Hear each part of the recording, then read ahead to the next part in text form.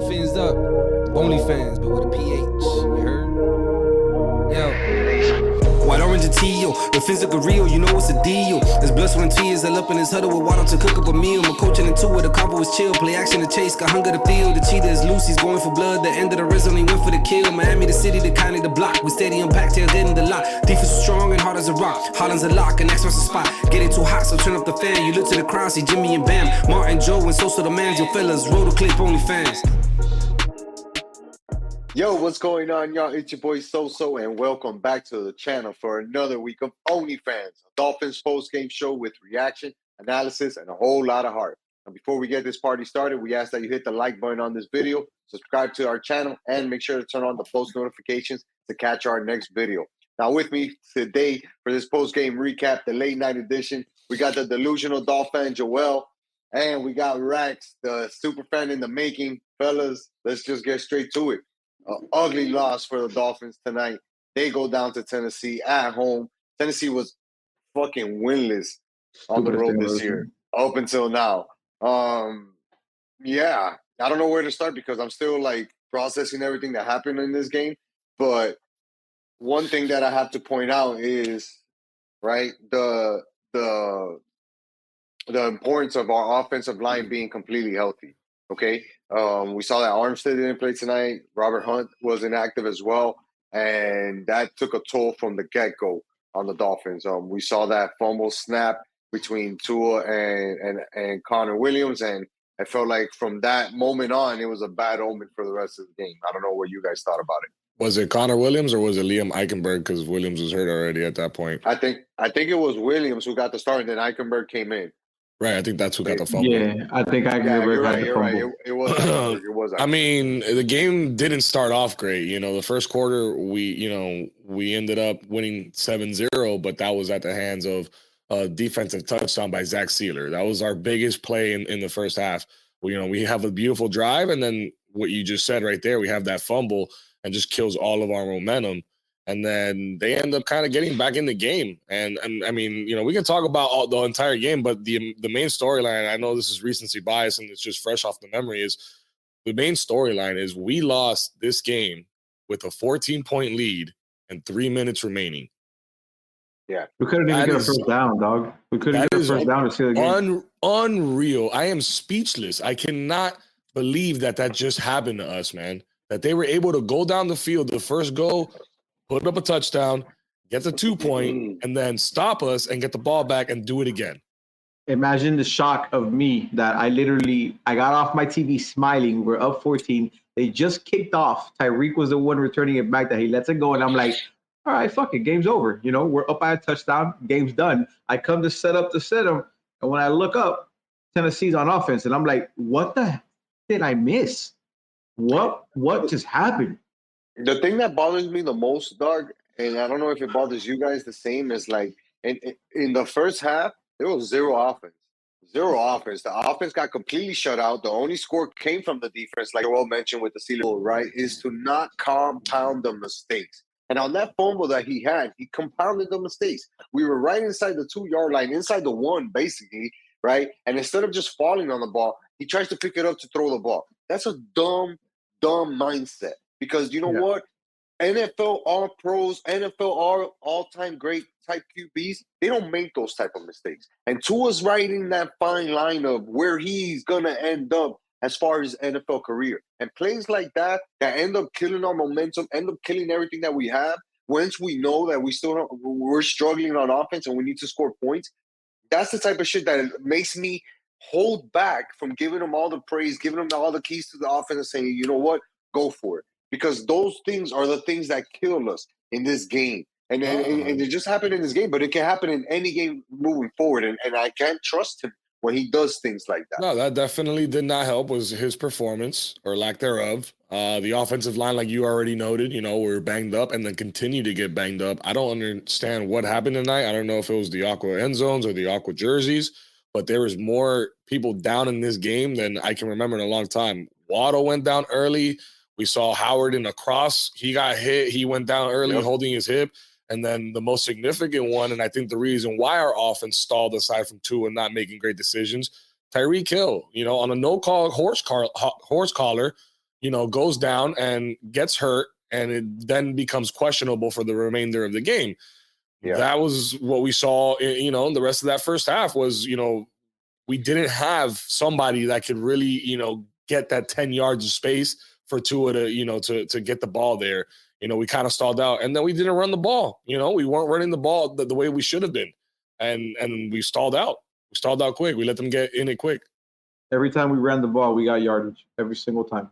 I mean, it wasn't a lot of times that they would stop us 2-yard gains, but every time it was progress. And we just, no, we're not going to run the ball. We're going to throw every once in a while. Why, bro? Run the ball. Finish the game, man. And look, Rex, you know what? That's a great point that you're making, because even in the first half, right, to just kind of stay on the topic and the flow of the game, like in the first half, we saw those run plays work, but they were sporadic. And then it's throw to outside, throw to outside, throw to outside. And it's like, we got to stop trying to throw to the outside and stop trying to create these screens and bubble screens. We know we have fast guys, but guess what? Our offensive linemen aren't fast enough to run out there and throw a block on somebody. We're playing with our second and third offensive line guys. So why do we expect them to do what the first guy can do? That's not realistic. And when we run those plays, it's to our detriment, because what happens is we lose yardage, we lose it down, we get zero momentum. Now we're running out of places that we can run. And like Joel pointed out earlier, we're guys are getting hurt here and there. Where you can't continue to take risks. At some point, you have to play smart football, dog, and that's not what the Dolphins did, man. And look, even after the Titans tied up the game to go 7-7, we go 2 and out, 3 and out, real quick, back-to-back drives, and then Levi's connected with Hobson on the big play. Now, in my opinion, it would have been I would have called that pass interference, offensive pass interference, because Hopkins held absolutely Howard's hand completely down while he was trying to make a play on the ball. And he probably would have made the pick, but they didn't give it to him. Defense stepped up right there, did what they had to do, and only allowed the field goal. It's 10-7 going into the half, and I'm thinking, all right, Tyreek's injury is touch and go. It's an ankle, can't really depend on it whether he comes back. But I noticed that we lost a step in the offense, and then the defensive line was doing a good job of dominating the line of scrimmage with the Titans, because we were kind of keeping ourselves in it, and we also didn't allow Derrick Henry to break any big runs. We pretty much kept him in check all day, dog. He was 17 carries for 34 yards. So they really did a good job of dominating that line of scrimmage in the first half. He still had 2 rushing touchdowns, though, and we didn't get to Levis enough tonight. So that's all I'm gonna say about that. Let's talk about that. Let's talk about that now. Now we're gonna focus on the second half, right? We come out, Tua connects with Cedric Wilson a couple of times. He drew a pass interference to get us inside the 10, and then again, passing the ball instead of running the ball on 3rd and goal to try to get a play. For what? That shit makes no sense. And this is the things that I'm like, all right, Mike McDaniels, you're still a new coach. If you can't prove to me that you can learn week in, week out, and continue to get better or adjust your way of thinking, then I'm going to start doubting you more and more often, especially when we don't get the results. I agree, man. I want to say on that drive, I don't know if it was McDaniels play calling, because I did see when Tua couldn't find it, that he tried to run it for the end zone, he got tackled really hard. I did see him get a little mad at the D-line, and then it was kind of like, all right, watch, I got this. And it was a quick huddle, a quick to the line. Let's get it done. Let's throw the ball, try to get a touchdown. Then he threw a fade to Tyreek, and it's like, we're throwing fades to Tyreek now? I know he got a fade one time, but that was a perfect, beautiful pass. This wasn't even close. So at that moment, I felt like it was a whole lot of like macho shit going on. I don't know if it was play calling or not, but you're right. Run the fucking ball, bro. Just pound it down the throat. Do it. Motion Ingold, motion a tight end like you were doing and gaining 9 yards of carry type shit. I don't know, man. I don't know. For me, it's like, if we're gonna be a playoff contender, right? Let's not say Super Bowl contender, because we know we're far from we're not. that. Yeah, we're not even close now. We're far from that. But if we're gonna be a team that contends in the playoffs, then guess what? We have to play like it. And even when the circumstances aren't going our way, we still have to continue to try to strive for that and achieve that level of playing. Because again, what I saw was poor execution on offense, poor blocking by the offensive line. No excuses given. You play because you have to play. And then also I saw a lot of poor tackling. You know, there was one specific play where, you know, Chubbs had a clear shot at Levi, dog. Clear shot at Levi. Went over the top. Levi gets away from him, ends up running, gets a first down, penalty, push him into the first, and they continue to move the drive. And then Chubb gets a penalty later, got a penalty earlier in the game. And it's like, these are the mental errors that we cannot have. And a lot of that falls on the coaching staff. And look, if we have to call a spade, we have to call out Fangio, right? A lot of great things being said about the defense in these past couple of weeks because they've been performing. But when you give up this many points to a Titans team that's been struggling, a Titans team that hasn't won on the road all year, yeah, a lot of questions are going to be asked about the coverage that you play down the field, especially towards the end of the game. But before we get to the end of the game, we did see a Dolphins touchdown, right? Hill came back into the game, tried to give it a go, was a little bit of a decoy, and then he got into the rhythm himself. But at that point, it was 13-10 Titans, and, you know, that was that play that you said where he slipped and fell, and he was looking for a play, couldn't find anybody, and it was like, come on, dude, like, you got to have that presence of mind to do better.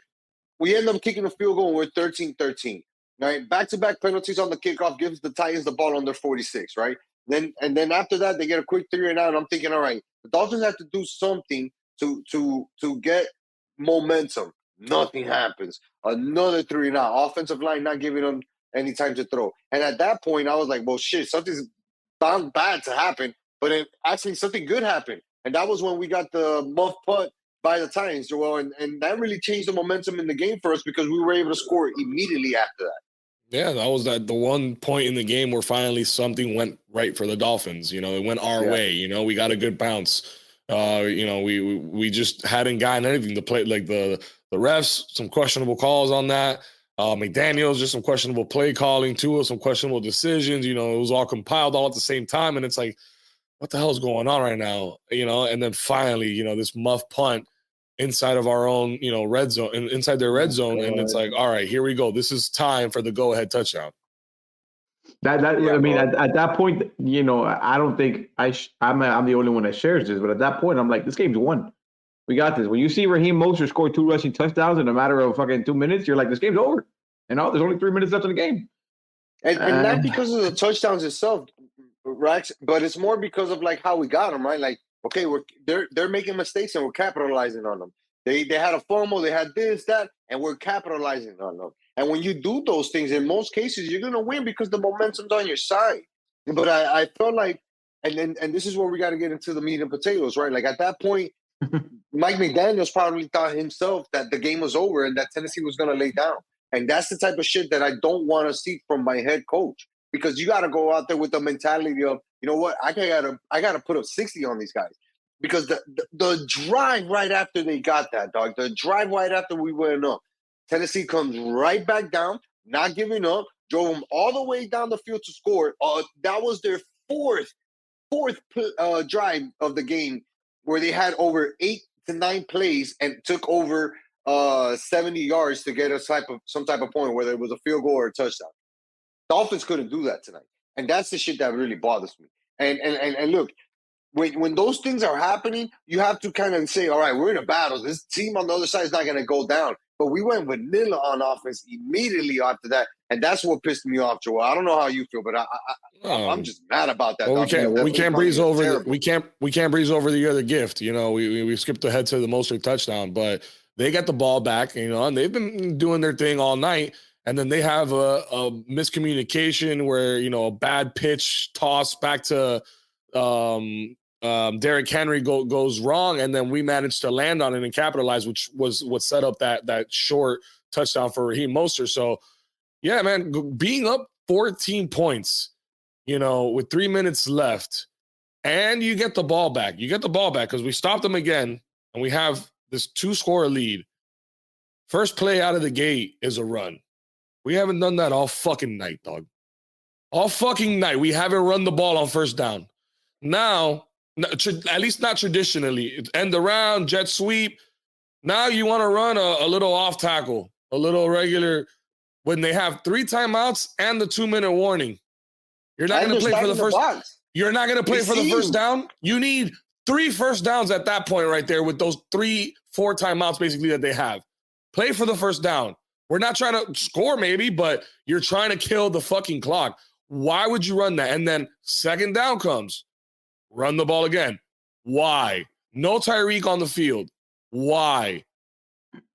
Are you trying to lose the game?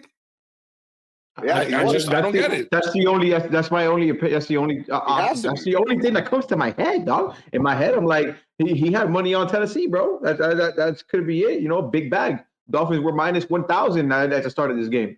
You know, Look, so it's like. There was a lot of talk about Tua being MVP. I hope we squashed all of that because even with the great season that he's having, right? If you can't win big games, if he can't fucking come back and get a game for us, then I'm sorry, dog.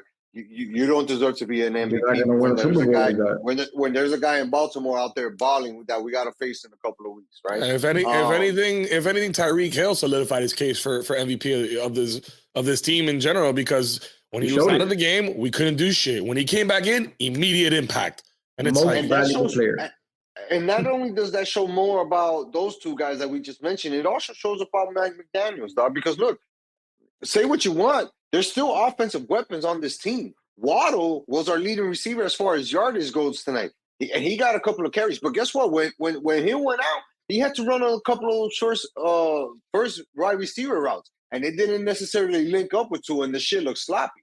You know what I mean? So like, there has to be a way that you find you have other tools other than Tyreek Hill. If you're if 80%, not even 80%, if 50, 60%, 40% of your offense is completely involving Tyreek Hill, then you're doing a bad job by McDaniels because you're counting on something that may not always be there. You know what I'm saying? And you have to be able to game plan and adjust for when those things aren't happening. And look, we couldn't adjust, bro. We couldn't adjust. We didn't try to attempt to get any other wide receiver in action in the second half, really, besides Wilson. On top of that, we tried to throw the ball to Achane a couple of times, which is as speedy and as good as a wide receiver hands that he has for a running back. He's not a wide receiver, dog. You can't expect that man to go out there. Yeah, bro. But even again, there was one play where we aired it out to him on a play that we normally do for Tyreek Hill. I think it was a third down and like 4. It was. Bro, replay, yeah. Why are you calling that from deep in your own territory when you just need to get a first down? Immediately right after that, the Titans get the ball. They're in a similar situation, 3rd and 4. What do they do, bro? A little toss over to Tajay Spears, who picks up the first down for 5 yards. Yep. You know, I get that our O-line is banged up. I understand that, you know what I mean? But why are we going for that home run ball with our rookie running back? Like, that's – I mean, and I get it. Tua threw a beautiful pass. You know, Achane doesn't slow down. He catches that. We're going crazy. It's a different story. We're celebrating instead of criticizing it. Right. But shit, man, just too many things that we did this game to shoot ourselves in the foot. And speaking of which, I can't forget this. I got to mention Brad Chubb. Yo, homie, 10 demerits to you and your whole squad because, early on in the game when you throw your helmet down and you're upset that you didn't get the tackle or the sack, you're gonna cost us literally a touchdown from a field goal that we had them to a touchdown. That's 4 whole points right there, bro, that we could have used right here at the end of the game. So we didn't mention that earlier. I just wanted to make sure that got brought up as well because so many things over and over again in this game where we just shot ourselves in the foot. But that's a great call out, Joel. And look, that has to do with coaching. It has to do with coaching. You know what I'm saying? Like, it has to do with how much freedom does Mike McDaniel give these guys? You know what I'm saying? Is Fangio a loud voice pending type figure in the locker room where he's just the guy saying, hey, this is what you guys have to do? Where's the authority? Where's the accountability? You know what I'm saying? One thing that also pissed me off because I knew that it was going to piss me off. And I'm not saying that it's a bad attitude or the wrong attitude or anything like that, but Tua, you know what I'm saying? Like, he gets off the bench after Tennessee goes up, right? And he's just super calm about it and like, yeah, Meanwhile, on the other sideline, their QB is fucking pumped up, veins flowing, going crazy, trying to hype his guys up. That's the energy you need to come in with, dog, when you're fighting against another savage.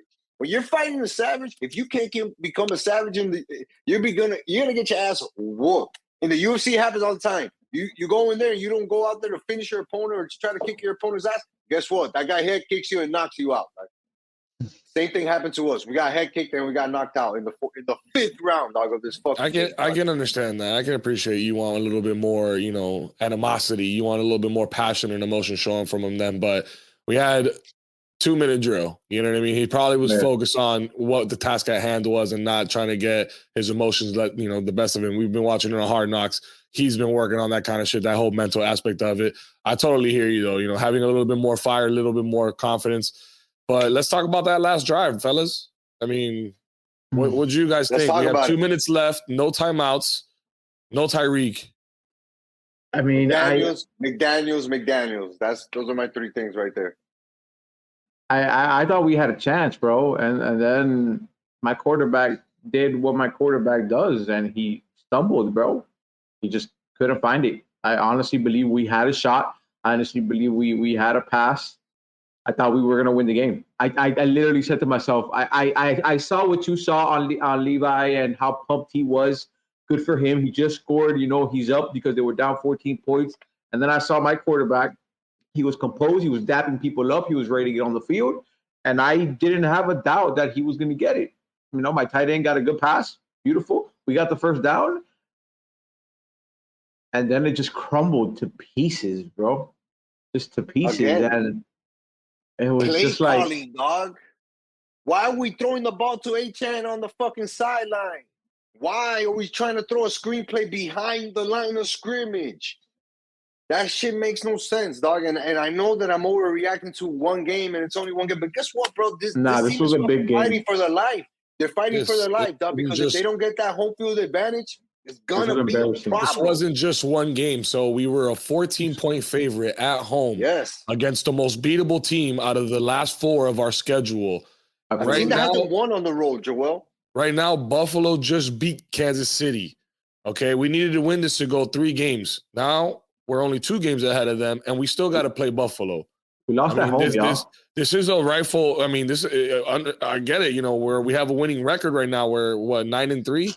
8-4. What is it? 9-4. 9-4. 9-4. There's lots to be happy about, but as lifelong Dolphins fans, as long as we've been around. And what we've seen, I mean, this is the kind of shit. I had a friend go to the game tonight, right? I'm not going to say this is, on him, but I had a friend go to the game tonight that lost his faith in the Dolphins a long time ago. And basically his gripe is, typical Dolphin shit, bro. And he went to the game tonight, bro. First time in like 10 years that he's gone. And unfortunately, they did exactly what he thought they would do. Typical Dolphin shit. Monday night, fucking at home, 14-point favorite, and with all that, they still managed to get that 14-point lead with 3 minutes left. And then they just said, have the Here you go. Yeah, here you go. Take it all back. Oh, take a 2-point conversion while you're at it. Let's leave your man wide the fuck open so you guys can have it and win by 1. Here you go. Take it. That's for you. Take it. Fuck out of here. You know what that is? You brought the meat and potatoes. I brought my son spoons so they can eat a little bit of fucking humble pie, nigga. Humble fucking pie, bro. Because you guys played like children today, dog. I literally was looking so forward to Hard Knocks this week, and now fuck that episode, dog. Fuck that, man. And again, a lot of this is overreaction. The game literally just ended. Dolphins lose 28-27. But it's like Joel mentioned with his friend. You don't want to fall into that category of the same old Dolphins, right? Same old Dolphins. This was the same Dolphins team that couldn't win the game in December last year. Now we're 1-1. We're 1-1 in December, but we're not gonna have any easier for the rest of December. So if this team couldn't perform today, I don't know how they're gonna perform in a big game. This season has completely made me forget that we were 8-3 last season, dog.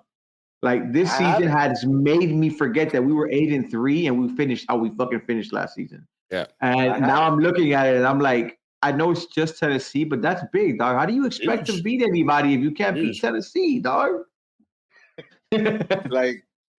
Listen, at the end of the day, this game meant a lot. You know what I mean? Not only did it mean a lot for the AFC, it meant a lot for the AFC East too. You know what I mean? We're keeping the door open for Buffalo, keeping the door open for the rest of these AFC teams to get into better positioning and just be ahead of the Dolphins. And this is one thing that Mike McDaniels has to survive. That quote unquote that this is what the Dolphins do. We always crumble. Guess what? you're not gonna be allowed to crumble, bro. You don't have that opportunity. You don't have that leeway. You have a big level of expectations behind this season, and you have to come with it, dog, because you can't just show us the dog and pony show in the front and then not bring it at the end, dog. That's my opinion, you know what I mean? And that goes for Tua as well. I love these guys, but I can't suffer losses like this in December, not from a team that has such good weapons. Like I can't, and I won't accept it from a team that has this much talent. Had it been other Dolphins teams that have not been as talented or has been as good, then I can understand that. But this Dolphins team is different, in my opinion. Nobody woke up today with a little feeling that's saying it's Monday Night Football, bright lights, we might fuck this up. Because I've had that pit in my stomach all day, and then I started watching the game, and I was like, I don't think I want to watch this. And then we go up 14, and I'm like, I don't know about Joel, but I did. I did. I almost put money against my Dolphins, but my heart would not allow me to do that. I could never do that, dog. I can never do that. I can never. I put the bet, and then I was like, I'm not going to do it. Y'all boys are hardcore, dog. I would have bet on the Dolphins today big time, dog. That 14.5 was getting higher and higher, and I was like, God damn it. How are we going to cover this? And again, it's not just it's not Tennessee, it's us. You know what I'm saying? It's us. We have to look internal and look at this team under a big-time magnifying glass and say, what is the DNA of this team? What is the real version of this team? What can this team accomplish in a playoff setting? This was a playoff setting. Tough, gritty game, at home, should be comfortable, and we come out flat. We come out looking bad. I don't know if it's just a title for us, but it's us, and it starts with us, and it ends with the Dolphins, and they got to figure it out because it's not going to get any easier from here on out.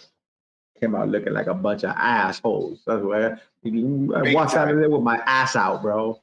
Time, bro. And look, now we have to go out there and face. Thankfully we got these next two games at home against New York and Dallas. But guess what, man? New York is coming for blood, bro. New York is a team that is not gonna quit. They just beat a good Houston team, 30-6 in New York, and they're gonna come down here with some motivation. They know that they played us tight that first game that we played, and they had a chance before it blew up in the second half.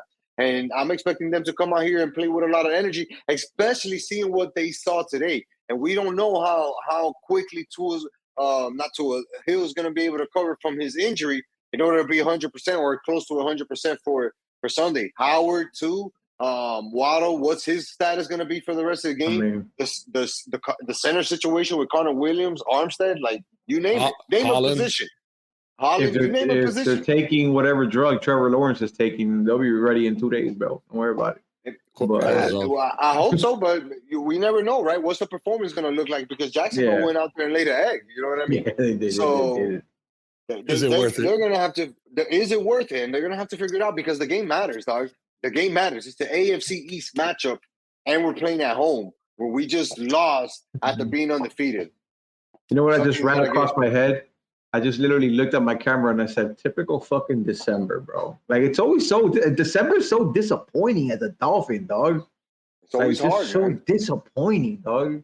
That's why we can never make it in January. Well, this year we're going to make it in January because our schedule says so.